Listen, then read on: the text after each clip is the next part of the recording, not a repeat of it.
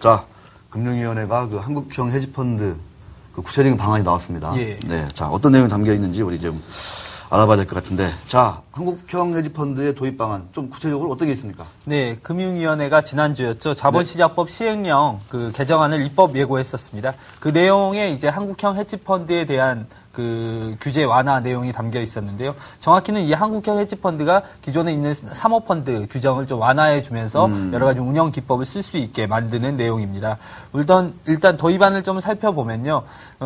펀드가 금전 차입을 하게 되잖아요. 즉 돈을 빌려서 투자를 하게 되는 그 한도를 400%까지 허용을 해줬습니다. 즉 100원이 있다면 400원을 투자할 수 있게 해준 거고요. 또 파생상품 거래도 제한이 많이 풀렸습니다. 기존에 한 100% 정도까지 투자를 할 수 있었는데 이제는 파생상품 투자에 400%까지 허용이 가능하게 됐습니다. 네.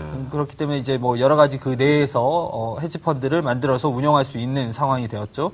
그리고 이제 운용을 할 수 있는 기관 투자자들의 어떤 그 자격들도 나왔는데요. 일단 운용자의 진입 규제는 최저 자기 자본을 60억 이상으로 설정을 했고요. 각 자산 운용사와 뭐 증권사 뭐 수탁거나 일임 계약액 뭐 이런 기준으로 해서 이런 자격을 설정을 했고요. 약 우리 국내에서는 27개 회사 정도가 아마 자격이 될 것 같습니다. 많게는 29개 정도 이 정도가 자격이 될 수 있을 것 같고요. 운용사. 예, 네. 이제 개인들이 궁금한 거는 이제 헤지펀드에 투자를 하려면 그러면 최소 투자 자금이 얼마냐. 예, 그걸 텐데요. 지금 개인 전문적인 투자자 외에 위험 감수 능력이 있으려면 최소 5억 원 이상은 투자를 해야 된다라고 정했습니다. 야, 5억 원 이상으로. 예.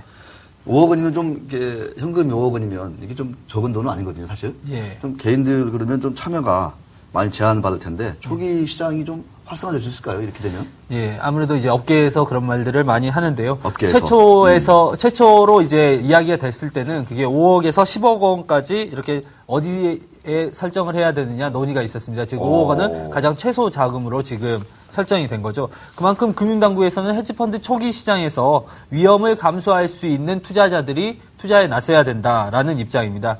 사실 그 세계적으로 좀 살펴봐도 이 헤지펀드 시장이 그렇게 큰 시장 입니다. 그 글로벌 시장에서 공모펀드 대비해서 헤지펀드 시장의 비율을 계산을 해보면 약 7.8% 정도입니다. 8%가 안 되는군요. 예, 네. 약 7.8%. 그러다 보니까 이제 학계에서 국내 공모펀드가 현재 한 200조 수준이니까 단순 적용을 해보면 15조 원, 15조에서 16조 원. 해외 사례를 비춰봤을 때. 예, 네. 그 해외 사례 같은 경우는 이미 헤지펀드가 충분히 활성화되어 있고 충분히 성장을 한 사례겠죠. 그 사례와 비교했을 때 우리도 이제 최고로 올라왔자 15조에서 16조 수준일 것이다. 그렇게 크지 않네요. 예, 그렇게 크지 않습니다. 그렇기 때문에 이제 헤지펀드 시장을 키우기 위해서 어떤 노력을 하기보다는 일단 그 헤지펀드가 어떤 그 안정적으로 성장할 수 있는 그런 모습들을 보여줘야지 어떤 하나의 펀드라도 좀 실패를 해서 이제 우리 이제 번아웃 됐다 그러죠. 펀드가 이제 좀 해산되거나 뭐 이런 상황이 발생하면 산업에 가장 그 결정적인 타격을 입을 것이다라고 하는 게 뭐 업계나 뭐 당국이나 공통된 의견입니다. 그렇기 때문에 이제 가장 그 안정적인 상황에서 시장이 성장할 수 있게 기반을 닦아놔야 된다. 뭐 이런 상황에서 지금 최소 자금 5억 원이 설정이 됐습니다. 자, 헤지펀드와 항상 그 같이 가는 공생관계에 있는 게 프라임 브로커리지. 예. 이런 그 증권사들 역할일 텐데. 예. 자, 이 프라임 브로커리지에는 어떤 업무가 일단 허용이 좀 될 예정입니까? 예. 프라임 브로커 하면은 이제 아무래도 좀 생소하실 텐데요. 지금 국내 증권사에서 하는 증권사도 없고요. 없죠. 예. 네. 프라임 브로커라고 하면 이 헤지펀드가 있는데 헤지펀드에 주식을 빌려주거나 자금을 빌려주거나 청산 결제를 담당해서 하거나 펀드의 자산을 관리해주거나 뭐 이런 역할들을 하는 것을 이제 프라임 브로커 사업이라고 하고요. 그 프라임 브로커 사업을 이제 생각을 해보면 헤지펀드의 위험 요소만큼이나 이 프라임 브로커에도 사실 위험이 있기 마련입니다. 그렇기 때문에 이제 청산 결제까지 다 같이 하기 때문이죠. 그러다 보면은 이제 아무래도 그 위험을 감내할 수 있는 대형 증권사에 이 업무를 좀 허용을 해줘야 되는 구조인데요. 아직 확정되지는 않았지만 금융당국에서는 이제 자기 자본 3조 원 이상의 증권사에 이 업무를 허용해주겠다. 투자은행 IB 자격을 주고 프라임 브로커 업무를 허용해주겠다라는 방침인데요. 일단 그 화면을 보시면 아시겠지만 이제 화면이 곧 나올 건데요. 네. 증권사 자기 자본이 2조 원이 넘는 곳이 5군데, 네. 5군데밖에 안 됩니다. 네. 지금 현재. 근데 이제 한 3조 원 수준으로 정해지면 이 5개 증권사도 증자를 거쳐서 이제 프라임 브로커 업무에 자기 자본을 좀 늘려야 되겠네요. 네, 그렇죠? 참여를 할 수 있을 것 같고요. 이제 문제는 이제 중소형 증권사입니다. 중소형 증권사 입장에서는 대규모 증자나 아니면 합병을 해야 되는 상황인데요. 네. 뭐 이 상황이 사실 쉽지만 않아서 프라임 브로커 사업에 좀 진출하기 좀 어려움을 겪는 거 아닌가 네. 뭐 이런 생각을 그러면 대형 증권사만 좀 어떻게 보면 득을 볼 수 있다. 그렇죠. 이렇게 예. 볼 수도 있을 것 같습니다. 자, 우리 한국형 헤지펀드 업계의 그 준비 상황 좀 실제로 좀 구체화되는 게 있나요? 어떻습니까? 아직 뭐 제가 취재 결과로는 그렇게 구체화된 건 없고요. 네. 일단 싱가포르에서 한국물을 대상으로 해가지고 헤지펀드를 운영하고 있는 자산 운용사가 있습니다. 아. 이 운용사는 한국형 헤지펀드가 도입되더라도 한국으로 그 펀드 운용사를 들여와서 헤지펀드를 운영할 계획이 없다. 아직은 뭐 정확한 얘기를 들어보면 아직 뭐 프라임 브로커 사업이라든지 야, 그런 게 없으니까. 네, 시장의 어떤 그 운용력이라든지 뭐 저는 인프라겠죠. 인프라가 잘 갖춰지지 않은 상황에서 굳이 들어올 이유가 없다라는 거고요. 이제 그러면 결국 투자 수요가 있어야 되는데 투자 수요가 있으면 운용사에서도 이제 발벗고 나서서 할 수 있잖아요.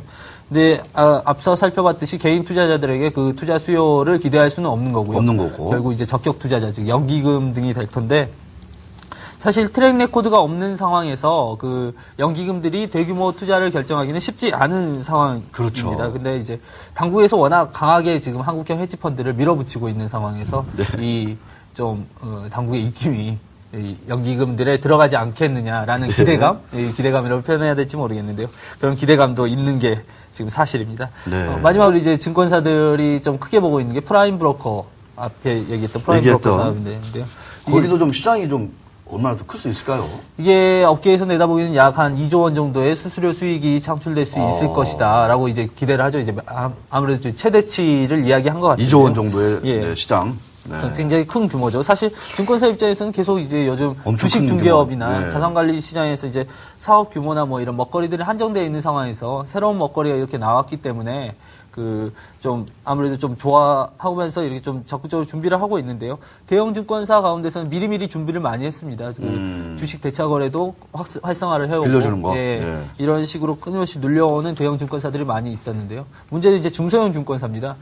이 안이 나오고 제가 그 좀 친분이 있는 중소형 증권사 임원이 프라임 브로커 이 팀의 TF 팀장이 됐다길래 전화를 드렸습니다. 그랬더니 업무를 준비하라고 회사에서 해서 자기가 맡긴 맡았는데 네. 어떻게 해야 될지 감이 전혀 안 잡힌다. 자기에게 좀 조언을 달라. 지금 스터디 네. 중이다. 뭐 사실 자기 자본도 안 되고 정확히 이제 이 업무가 떨어질지 안 떨어질지도 모르는 상황에서 지금 업무를 하기는 해야 되는데 새로운 이제 이 사업 영역으로서 좀 소외되는 느낌 중소형 증권사는 강하게 들었습니다. 네, 이현 기자. 이러다 보면 자칫 그 중소형 증권사에서 M&A 바람이 분다. 예. 그럴 가능성은 좀 어떻게 보십니까? 예, 그거가 이제 금융당국에서 아무래도 좀 그쪽을 유도하는 거 아니겠습니까? 예, 유도하는 거겠죠. 네. 사실 그 대형 IB 이 기준을 이제 프라임 브로커 기준을 이제 4조 원으로 설립한다는 말도 있었습니다. 그거는 앞서 살펴봤듯이 3조 원 되는 증권사가 없기 때문에 결국 합병을 유도해서 대형 IB를 설립을 유도한다라는 건데 지금 뭐 3조 원 수준으로 논의되고 있고 뭐 2조 원 얘기까지 나오는 거 보면은 크게 없을 것 같고요. 중소형 증권사 입장에서도 하기는 해야 되는데 지금 마땅히 우리 업계에서 사실 그 M&A가 그렇게 활발하지는 않잖아요. 네. 그러다 보니까 그 사업 영역 때문에 뭐 이야기되고 뭐 이런 경우는 지금 아직은 없는 것 같습니다. 네, 그렇군요. 네, 좀 인수합병 바람이 많이 불어야 될 것 같은데 지금 예. 뭐 메리츠 증권도 그렇고 동부증권도 그렇고 중소형 그 증권사 주가가 액면가 다 전후예요. 네, 그렇죠. 그만큼 시장에서 별로 관심을 못 받고 있다. 예. 근데 이 헤지펀드 도입과 함께 뭔가 좀 바람이 불면 어떨까 이런 생각이 예. 들긴 합니다만 실제로 좀 그런 누군가 그 경영진이나 오너가 결단을 내릴 수 있을지는 좀 지켜봐야 될 것 같습니다. 그 짧게 마지막으로 예. 재간접 펀드 뭐 워낙 그 헤지펀드 예. 뭐 수익률은 안 좋았는데 요새 어떻습니까? 그 재간접 헤지펀드 금융당국이 좀 많이 지금 현재 사실상 금지를 시켰습니다. 그 헤지펀드의 바람을 이제 가지고 어떤 그 좀 전체적으로 좀 이 시장을 키우려는 증권사들이 수수료 장사를 하게 하는 거 아니냐라고 네. 해서 금지를 시켰고요. 아마 9월 달쯤에 해서 이제 재간접 헤지펀드도 구체화된 규정이 나올 것으로 보입니다. 9월달 정도에? 예. 네, 알겠습니다. 수익률이 최근에 너무 안 좋아가지고. 예, 그렇죠. 헤지펀드라는 이름에 이름이 무색할 정도로 예. 수익률이 아주 안 좋다는 얘기를 이현 기자가 해줬습니다. 자, 야심찬 한국형 헤지펀드 잘 좀 도입되기를 기대하면서 오늘 얘기 마치겠습니다. 너무 수고하셨습니다. 예, 감사합니다. 네.